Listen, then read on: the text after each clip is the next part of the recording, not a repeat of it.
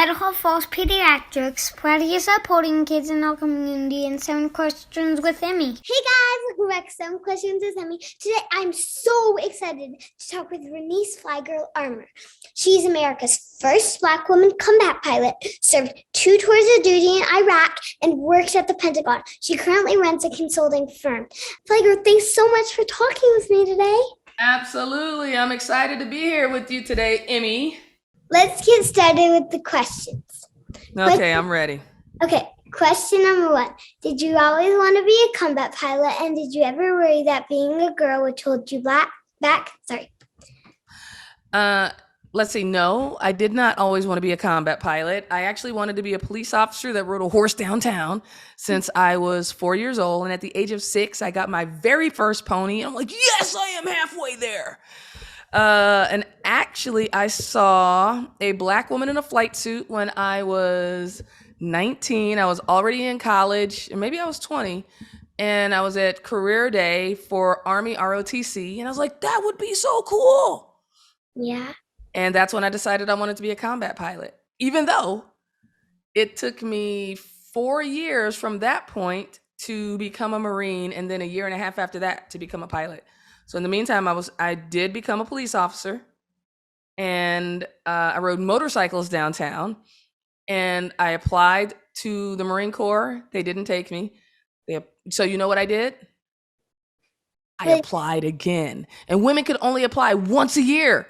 Once a year, Emmy, that's it. You only got one chance, one opportunity. So I applied the next year. You know what happened? What? They didn't take me. So you know what I did? What? I applied again. 3rd year. You know what happened? What? They didn't take me. That's what I said. But you know what I did? What did you do? I applied again. And that time they said, okay, FlyGirl. Well, I wasn't FlyGirl at that time. I was just Vernice, right? This woman is not going away. And I got my opportunity, and I became a Marine, and I became a pilot. So do you know what the moral of the story or the lesson was? You gotta keep trying. Don't give up. That's right. And we hear that all the time. Don't give up. Don't give up. You can do anything. But Emmy, it's actually true. Mm-hmm. Can you tell me about a time when you were flying and scared? How did you overcome the fear? Yes. So it was actually my very first mission going into Iraq. I'd never been in Iraq or in combat before. It was nighttime. There were clouds. It was dark. There were fires everywhere. And I remember counting down 3, 2, 1. And we crossed the border. And it was super quiet. Hold on, even quieter. Hear how quiet that is? It was super quiet. And I could feel myself starting to get scared because we weren't in contact with our home base, and we hadn't contacted our troops yet on the ground. So if we got shot down, nobody knew where we were. So that felt very scary. And I could feel myself like starting to explode like a grenade. But then I remembered why I was there. And that was to protect the Marines and soldiers on the ground. So it's like I brought all that energy back in and focused it like a finely tuned laser burning through steel. Have you ever seen a laser? In the movies, though. Like Superman's eyes, how it burns through everything? Yeah. That's how I felt. I brought it back in, but that was my focus coming out. And so there's always a little bit of fear. But, you know, I've heard that phrase many times, feel the fear and do it anyway. So I was able to focus and just shift my energy to my mission and my purpose instead of my fear. That's good advice. Thank you. What is something someone might not know about flying in the military?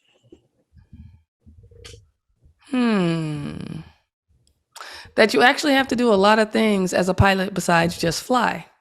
Like you have to learn how it works. You have to check it out before you fly. And let's say I'm going on a mission. There are hours and hours and hours of planning for a mission. And the mission itself might only be an hour long. So you could spend, for a really big mission, weeks, even months of planning. But then the mission's only an hour and a half. That's a lot of preparation, isn't it? That's just like weird, you know? Well, how long do you go to school? 6 hours. And when did you start school? What grade were you in? What grade am I in now? Or What grade did you start when you first started going to school? Kindergarten. Kindergarten. And when do you graduate? Like when you're finally done, when do you graduate? For school or for my elementary school? From school. In college. So that's 12 years of school, right? Kindergarten, then first grade, second grade, third grade, fourth, fifth, sixth, seventh, eighth, ninth, 10, 11, 12. So that's 13 years. And then college is another how many years?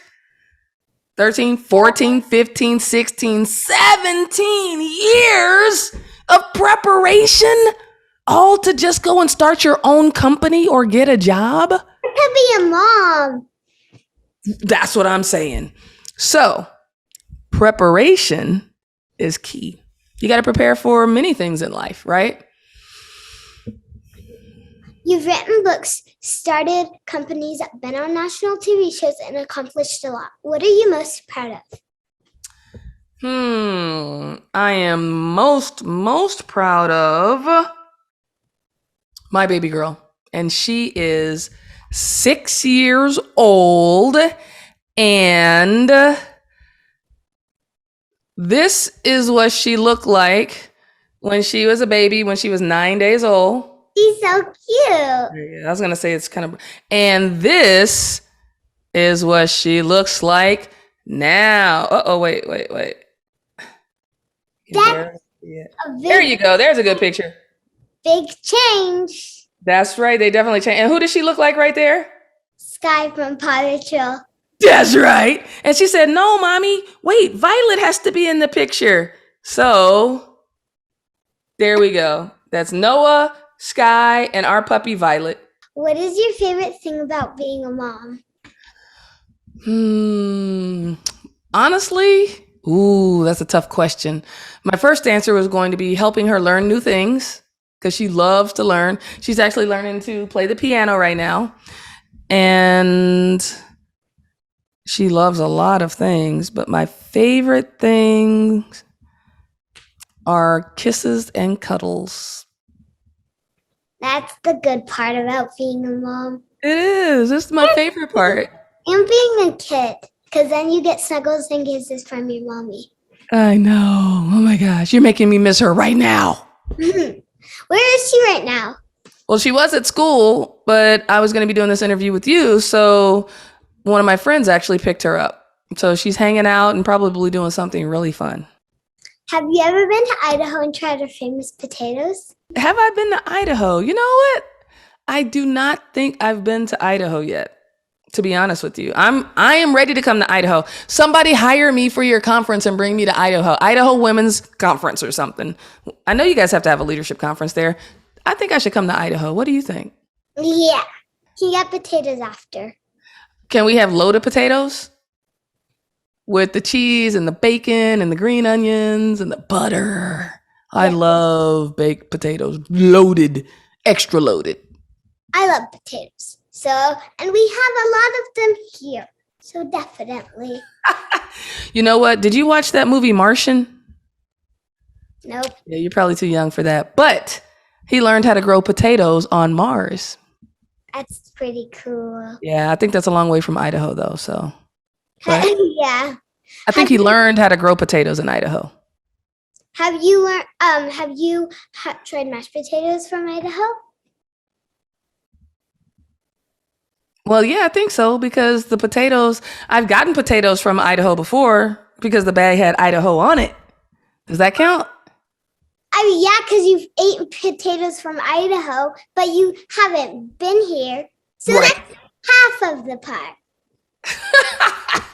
That's exactly right. Oh man, that's too cute. Yep. Question number 7. What's a piece of advice you have for me? Ooh, this is so good. So maybe this advice will help you get on a Wheaties box one of these days, right?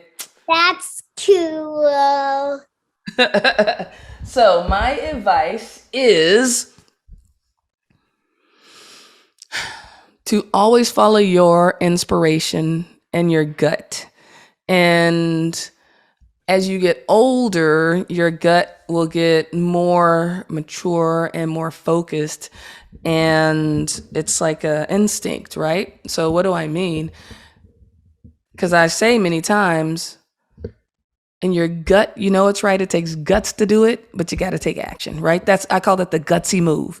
The guts. Have you ever seen somebody do something really crazy and amazing? You're like, oh my God, that was so crazy. Weren't they scared? Yeah, they probably were scared. When we were, I don't know where we were. I think we were in California. There were guys that jumped over 5 people.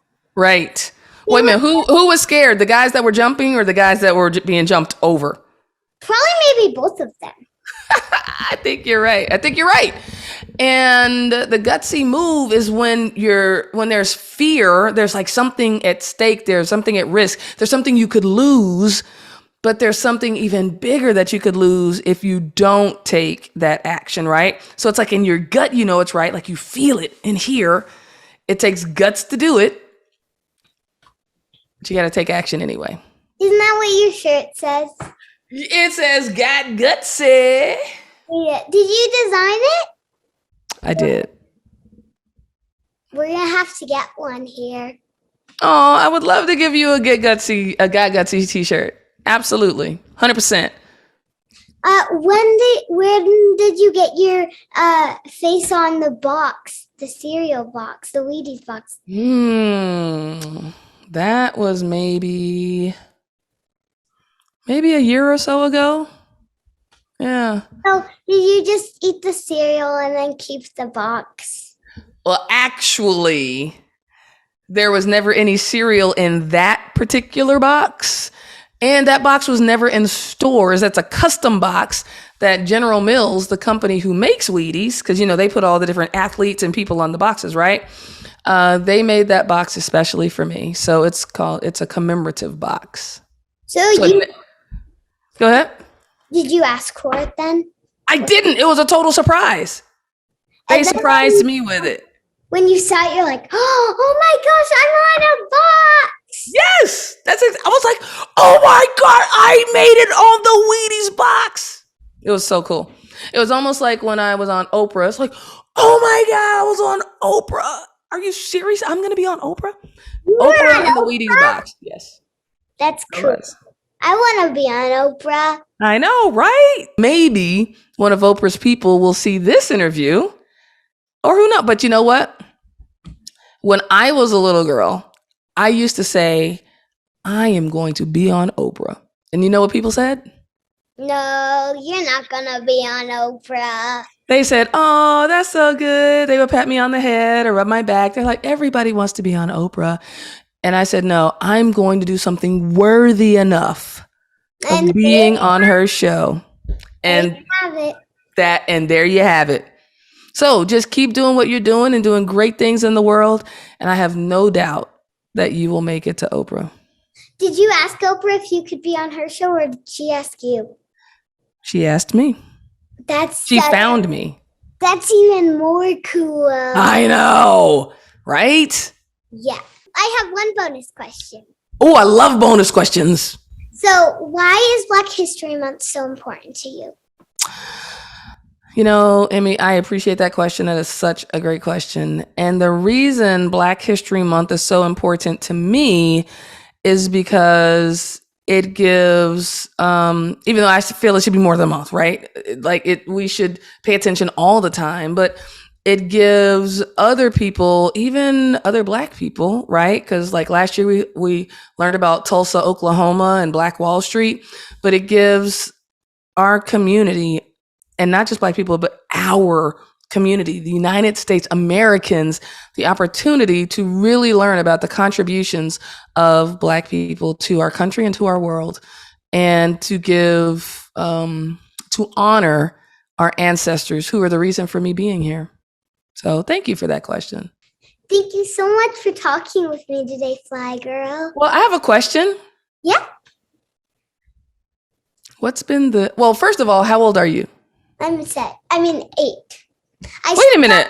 What were you getting ready to say?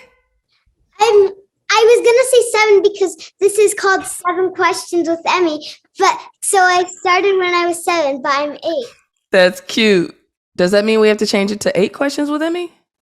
Well, we can't because Dad just printed out T-shirts and 1,000 million cards. I love it. It's all about the brand, man. It's all about the marketing.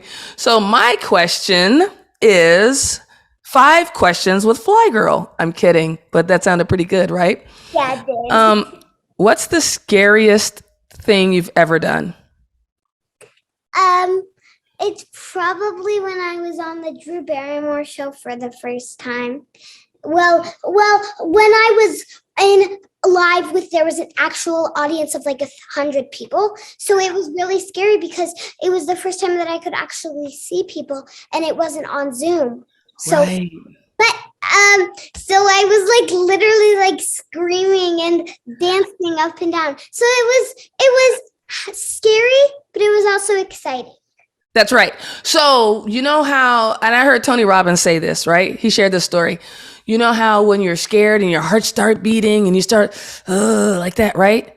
Yeah. And sometimes when you're excited, what happens? Does your heart start beating and you're like, I'm so excited. So whenever you feel that energy in your body and your heart starts beating fast, you can choose to be excited instead of being scared. Yeah, my mom always says excited nerves and scared nerves are the same things inside of your body. That is so, I love your mom. That is so cool. And that is so true. It's exactly because it's the same heart, right? Out here going, yeah. So let's see. I think I have one more question. Oh, who is the coolest person you've ever interviewed? FlyGirl. Oh, that is so cool. Okay, for real. Okay, who's the coolest person? Everyone. I like everyone. But I will say, Who are you? If I ever get Zac Efron, that's going to be the coolest person I've ever interviewed. So you like Zac Efron, huh? Yes, I love High School Musical so much. Okay, so everyone who is watching this video, send this to everybody you know, and please get Zac Efron to do an interview with Emmy. That is good. That's how we're gonna. That's my call to action right there. And I interviewed Hoda Kotb. She has Zac Efron's phone number, and he wouldn't even answer 1,000 times. What? Well, maybe he was like shooting another movie and he couldn't answer. High School Musical 4, right? That's right. Emmy, it has been such a pleasure to be here with you. You're pretty awesome. Thank you so much for talking with me today. Oh, tell people to I want to keep the conversation going. So, you know, you're on Instagram, right?